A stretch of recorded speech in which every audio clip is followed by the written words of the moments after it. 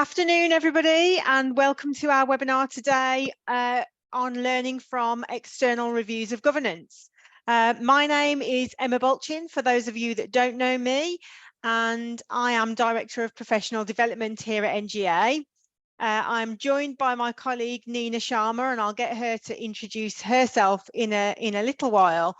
My role in the project, if you like, was that the National Leaders of Governance project service sits within the professional development area of NGA, and so we were involved right from the outset in delivering those external reviews. So far under the programme over the last 18 months we've delivered around 400 or so of those. And also for my sins, govern at trust level in a medium-sized primary MAT, and also within a large trust at local level of an SEMH and pupil referral unit as well. Nina, do you want to say a little bit about yourself and your role in the project? Yes, thank you. Good afternoon, everybody. I'm Nina Sharma. I'm a Senior Policy and Research Officer here at NGA. I led on the research that we did not too long ago, which formed the report that we published last week on external reviews of governance, and essentially it did an analysis of what national leaders of governance found throughout their reviews. We'll go into that in a little bit more depth in a second. But yeah, it was a really interesting project, and we're here today to talk you through it. Great, thanks Nina. So welcome everybody. Just a quick run through of the usuals for our webinar. So you'll know that they're 30 to 40 minute sessions, and it's us kind of talking at you and talking to each other rather than it being too interactive, just so we can share our top level updates on this subject. If you've got comments or questions, please use the chat function, and between myself and Nina, we'll do our best to try and answer them by email after the webinar. Everybody on the call will be muted, but you will be sent the slides with links to any of the resources that we mention. And just to let you know, we are being recorded and it will be made available afterwards. So if you've got colleagues on your boards who haven't been able to join but wanted to, they can go and have a look at it on the website, and the link is on this slide. So you'll also be able to see that. Before we go any further, we always really, I suppose, want to take the opportunity to say thank you hugely for the volunteering, the time, the energy and effort you put in to governance and in support of children and young people in your communities. So thank you hugely for that. As part of the webinar today, we're going to provide you an overview of the key findings from our latest piece of research. As Nina said, we published it on Friday, so it is pretty hot off the press today. And we want to share that best practice that NLGs discovered while they were doing those external reviews. And also, hopefully, it gives you the opportunity to reflect on your own practice and to think about how you might overcome any of your own challenges or mitigate against them happening in the first place. And what I suppose the main thing that we do is offer you insight into the top 10 challenges that boards face. And it sort of demonstrates to an extent, although we're only going to look at a few of them on the webinar today, how those are interrelated, and that usually you won't have one of those challenges existing without others being created by it or being exacerbated by it as well. Okay, so a little bit about the service. The reformed service has been delivered by NGA for the DfE since June 2021 and will continue until the end of October of this year, which was the contract for those 2 years to deliver external reviews to schools and trusts who were perceived as being able to benefit most from that experience. And we were commissioned to deliver external reviews by either DfE colleagues at regions groups, by local authorities, dioceses, and so on. So those like local commissioners with particular knowledge and expertise around schools and trusts, where they really felt actually a review here could tell us whether a setting is fit to grow, whether a school is improving at the rate that perhaps it needs to. In particular, the maintained sector had more rigorous, if you like, eligibility criteria. So they were schools who had received a requires improvement judgment overall, with specifically a requires improvement in leadership and management as well. Whereas the trust audience and the trust reviews will tell you the breakdown of which ones we did where. They were, I suppose, a little more flexible in the approach. So it could have been where there were financial, structural or standards challenges, but it could also have been actually we want to assess whether this governance structure is scalable. Actually, is the trust ready to grow? So there were some positive reasons in there for engagement of the trust sector as well. We recruited 76 national leaders of governance over the course of the sort of initial programme, and they were assessed for the first time against professional standards that were established by the department. So really looking to professionalise the role of the NLG and have it alongside those NLE roles that we've got in the education sector more broadly. And also it was paid. One of the great things about this round of NLG applications and applicants was that the eligibility criteria was slightly broadened out, and it meant that you didn't just have to be a chair of a good or outstanding school. Actually, you could have been a brilliant chair of a setting that had been in super challenging circumstances, and also we were able to widen it out to governance professionals to be included in it. So the folk that governance is the sort of bread and butter of their daily lives, if you like, were also able to make a really valuable contribution. And we had a great sort of workforce actually who are ongoing in terms of doing some of the reviews that they're finalising between now and the end of October. Okay, we have got sort of a whole plethora of common challenges that Nina has actually done the analysis of. She's spent lots of time and energy and analysed in great detail 200 of the 400 reviews we've done over the course of the last 18 months. The reason for the 200, apart from the fact that it's a nice 50% of everything that we've looked at, they were the ones that were completed. So we wanted it to be done from start to finish at the point the research started, so that we could give you a comprehensive picture really. The analysis provides insight into the common themes that arose as areas of improvement, so challenges and other observations that could place governing boards in positions of either effective or ineffective practice. The report that's been published and is available on our website, it aims to achieve sustainable change. I think that's what I was kind of keen to point out really. That's why we're sharing the messages as far and wide as we can, because we want those boards that weren't able to be involved in the programme to still learn from everything that the programme found. So actually, because these were the most common challenges of these settings, we anticipate that there'll possibly be fairly common challenges out there in the sector at large, and are hoping it encourages you to do a bit of self-reflection, identify actually, do you know what, that sounds like us as a board, perhaps we could do something about it, or we are at risk of going down that road, let's put X, Y and Z in place to stop it from happening in the first place. So that's our major aim today. Okay, Nina, I am going to over to you because you're going to launch a poll for us just to see who we've got on the call and what sort of practice they have. Yes, it wouldn't be an NGO webinar without a poll. So we are asking if your board regularly conducts an external review of governance. There are a few options there, so make sure you click the right one.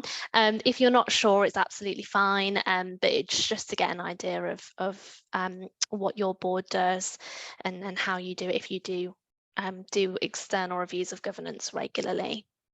Yeah, so really we're looking at a bit like the project The idea that we would sort of say is best practice to have an external review at least every 3 years. We recognise that some schools and trusts do it more frequently, particularly if there's been significant change.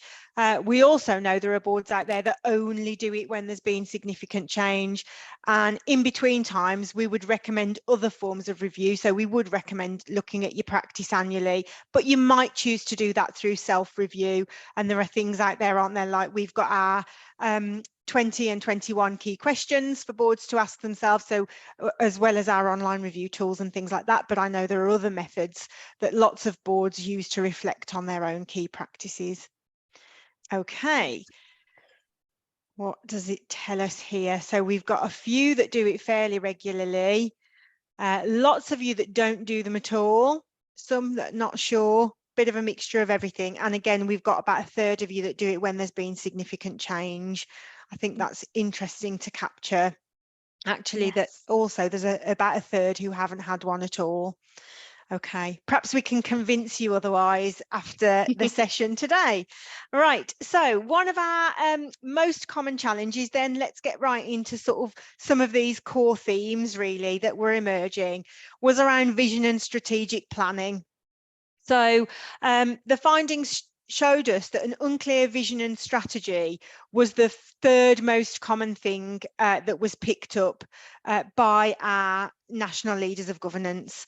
And the analysis revealed that over a third of boards either lacked a clearly defined vision or maybe had one that didn't have long-term considerations, so it made their future aspirations slightly unclear.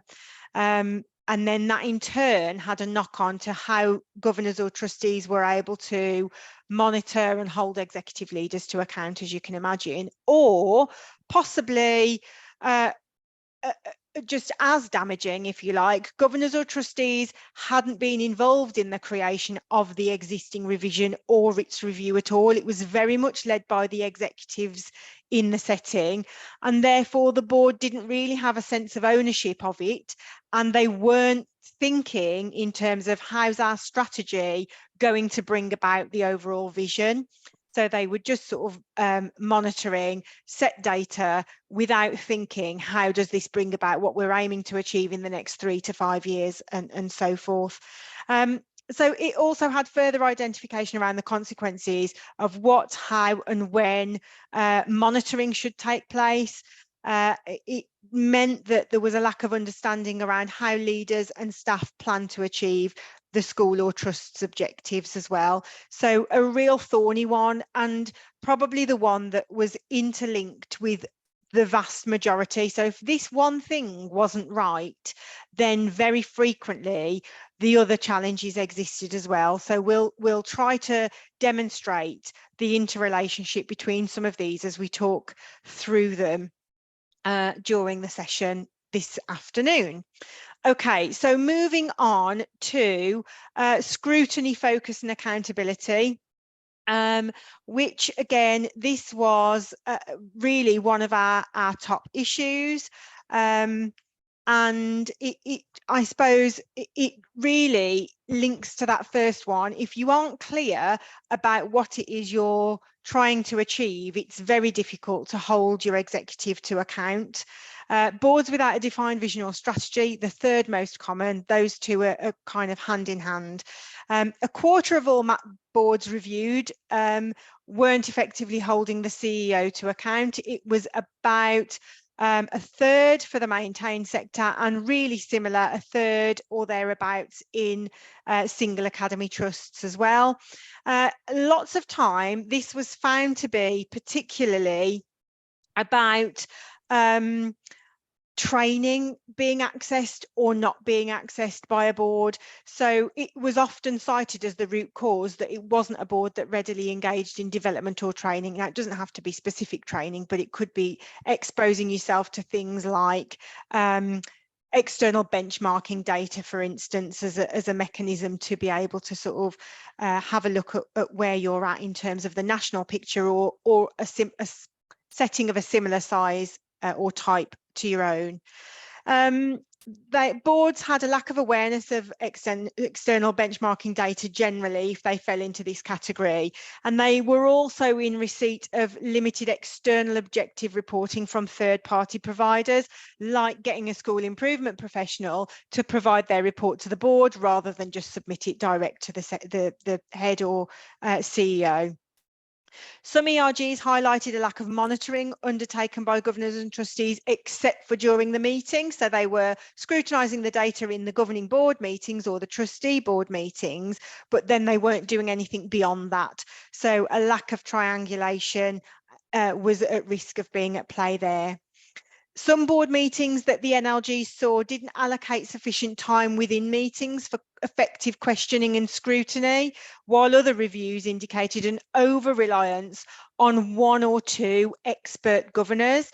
And we feel, so this will come out a little bit later in something Nina will talk to you about, that also is contributing to this idea that the workload of governors and trustees is particularly difficult to manage in some instances.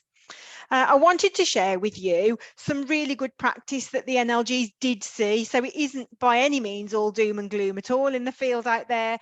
They saw, as well as, I suppose, development, if you like, in terms of training, they saw the governance professional providing new governors and trustees examples of generic or topic focused questions to pose at appropriate times during meetings in order to kind of build confidence until they were ready to sort of go away and come up with their own line of scrutiny. Objective third-party providers were reporting to the board, such as auditors, HR companies, and so on. And then the other one, which is probably the most simple quick win, is really effective monitoring templates that had specific areas of focus that related to the school or trust improvement plan or the strategic documents, so that the monitoring was super focused. Okay, thanks, Nina. So after that, financial oversight popped up.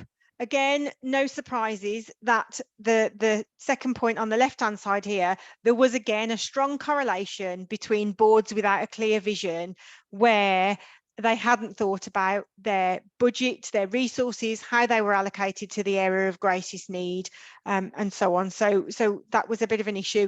Only in a fifth of reviews was this one an issue, whereas the other issues we've talked about were up there. So a third of those 200 reviews all cited that as an issue, whereas this is a smaller number, but it was still cited commonly enough for it to be a trend that emerged in our top 10.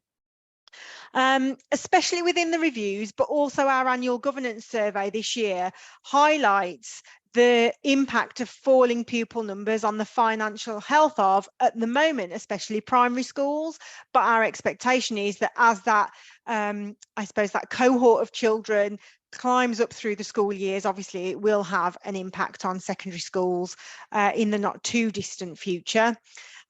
We would say that it underscores the need for boards to use their skills audits more proactively. Please don't be doing them just as a tick box exercise to say, actually, we've done our skills audit, that's a job done. Actually, use it to develop a really detailed training plan and make sure that your financial expertise is covered, or to have a recruitment plan which focuses on finding individuals with this skill set. And then also, I suppose, our next plea, because this came up probably around a fifth as well, but we're not talking to you about it particularly this afternoon, is make sure that that is part of your risk management process, so that you've identified that those falling pupil numbers will be making their way to you, and actually what are you doing to mitigate the risk financially that that's creating, because that was the biggest thing that was cited in the reviews that the NLGs conducted. Challenges in vision and strategy, again, we've touched on. Also monitoring the impact of targeted funding streams. So for instance, governors or trustees really being able to say hand on heart, the impact of the pupil premium is X, Y, or Z. And that was inconsistent within some of these settings where this was highlighted. And I suppose just leaving uncertainty that the money spent on vulnerable pupils was being used effectively. So I think that probably sums up some of the most important things around financial oversight. And I know Nina has got another poll shortly coming up. But first of all, I'm going to hand over to you, Nina, to talk a little bit around compliance. Yeah, so when we look at what Emma has just been speaking about, the research sort of showed us that you would typically find issues around compliance went hand in hand with issues such as financial oversight, vision and strategy setting. For example, where there was poor oversight, there were areas of, say, for example, the Academy Trust Handbook that weren't being adhered to. It's not to say that this was an intentional thing that boards were doing, but it's something that sort of slipped through the net, or something that tended to not be high up on the priority list because of potential workload issues or oversight in that sort of area, or a lack of knowledge around that area. Compliance issues were found in areas where maintained schools were moving into SAT status and into single academy trusts, or where MATs were possibly expanding and adding and growing. Although it wasn't always the case, it was typically found in these sorts of instances. But again, it was also found in maintained schools. So these are a few of the tips that you can look to when you're looking at compliance and making sure that your board is compliant in your practice. The first one, which is what Emma mentioned earlier, was your governance professional. They are extremely handy in providing advice, support, tips for actual meetings. But it was interesting to see that during the analysis, NLGs were finding that many boards were sort of overlooking their governance professional and not utilising them in the way that could benefit the board the most. So looking to your governance professional for advice is key. Identifying the roles and responsibilities of your board. I put this one because there's a tendency to, like Emma mentioned earlier, that the workload may be unevenly distributed across the board. So there may be a reliance on a couple of individuals with the skills, the skill set that they need, but it's not always identified across the board, and then it allows for holes to appear when it comes to compliance. So identifying who's responsible for what should be done, when it should be done, and setting those standards consistently will really help.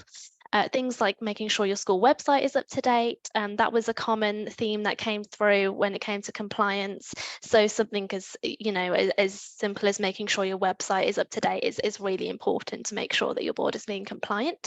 Again, financial health, that was a top one.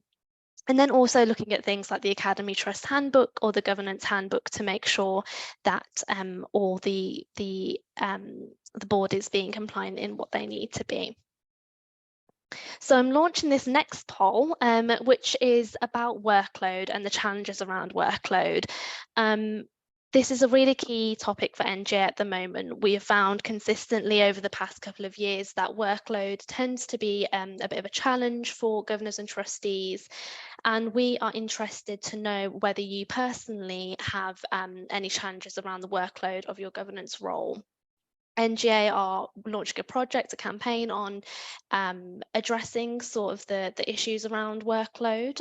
We will be doing some research on this and hearing from governors and trustees themselves. And if it's something that you would like to be a part of and join in on the conversation, then please do contact us after this webinar.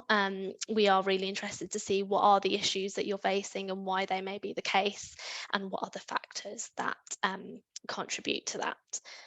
So if we can have the results, please, Martina, that'd be great. Right, so yeah, so it's exactly like we suspected. The just under half are saying that workload falls to a small number of people who have more time. So that's evidence of workload sometimes being unevenly distributed, and some people being impacted slightly more than others, depending maybe on their role or the time that they have, or their responsibilities. But that doesn't mean to say that, there's over a third, well, just around a third of you there that say the whole board struggle to do everything that is needed to do. So that's not taking away from that. And then we've got 16% saying they don't have any issues, but some of the board do. So it's there, it's lingering, and we're very aware of it, and we will be working on it in this coming year. Thank you, Martina. I'll move on to the next slide. So we're going on to recruitment and retention as sort of a solution, or maybe something that can act as an aid when you're trying to combat these issues around workload. We know that recruitment and retention is something that boards struggle to achieve, and it's not a fault of their own. It's often that people don't have enough time to dedicate to governance, all sorts of factors, but it's really one that can help overcome some of these challenges, especially when you're looking at your board and do maybe a skills audit and reviewing that your board doesn't have maybe the skills that it needs to ensure that they're overcoming maybe these challenges that your board may be facing, or mitigating the risks of facing these in the future.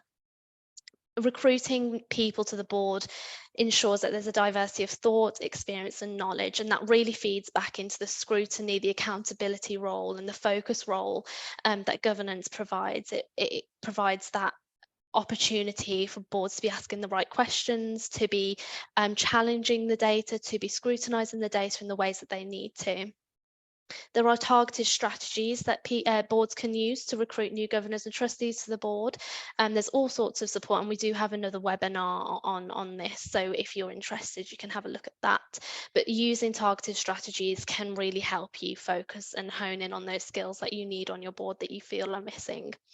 Stakeholder engagement is particularly key. It doesn't only raise awareness of the role of school governance to your local community, to your parents, to your pupils, but it also enables people to gain a bit more interest and understanding of the role of governance, potentially bringing people in and maybe starting up conversations, even if they don't join the board, starting up conversations and sharing knowledge and opinions and thoughts about the school or trust. To retain, there's a retention issue across governance, and to retain someone, it can be particularly challenging getting them onto the board, making them feel comfortable, making them feel like there's space for them on the board, especially if you're looking to recruit someone from a different type of background, a different age group, someone that might not be part of the local community already, but is trying to integrate themselves. Buddying and mentoring schemes are really helpful to ensure that people are developing themselves on the board, that they have someone to talk to, that there's a connection there that they can go to with questions. It really creates that space for them to feel that they have a voice, and that they can sort of validate that voice if they need to, if they're unsure about anything, in instances whenever and wherever.